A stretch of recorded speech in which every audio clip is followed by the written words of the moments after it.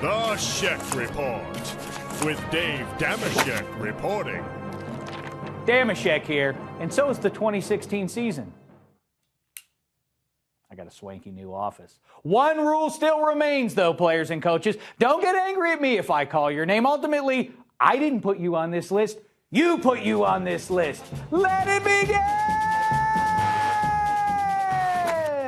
At number 4, the Tennessee Titans, who 1 week into trying to revolutionize 21st century football with what head coach Mike Mularkey calls exotic smash mouth, are now 0-1.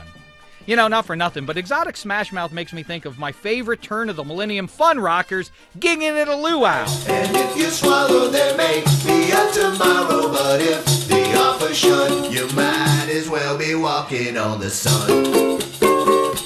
Hey now, Steve, Kevin, Greg, and Paul still rocking it like all-stars. At number 3, a quick check-in on the state of NFL QB in here in 2016. Aaron Rodgers is still plugged in, nice and fresh thanks to vacuum packing. The reigning MVP is still Super 2, but the Broncos continue to gum up the works.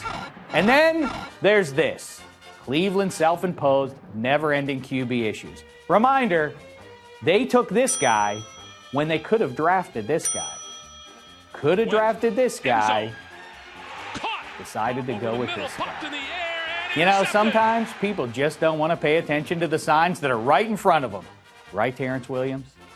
At number 2, our martyr of the week, Dolphins receiver Kenny Stills, who dropped this perfect pass in a tight game with Seattle. But don't worry, everybody. It was his bad. You know, it's a fake hero move to say my bad when everybody already knows it was your bad. How say you, Ryan Tannehill? Ryan, come back. Sorry, I think he agrees with me. Now it's time for the Everyman, presented by the Campbell's Chunky Everyman All-Star League. This week, it goes to the entire New England Patriots active roster on Sunday night. Sure, we recognize the uniforms, but who were those guys in them? Tell you this, it wasn't Gronk or Brady or Deion Lewis or Rom Ninkovich. Best I could tell, the offensive line was made up of a couple of rookies, a paper cutout of this guy, a beer vendor at University of Phoenix Stadium, and a cactus. And yet they went on the road to beat one of the best teams in football. Sheesh!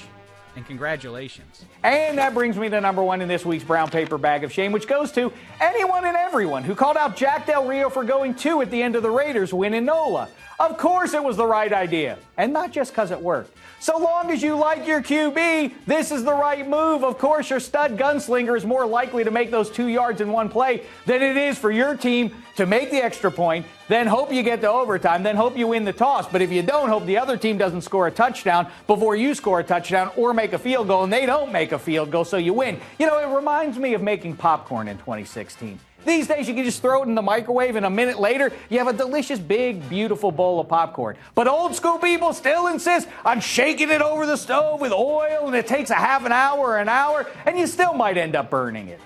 Know what I mean? So this goes to you, all you old schoolers out there. The brown paper bag of shame.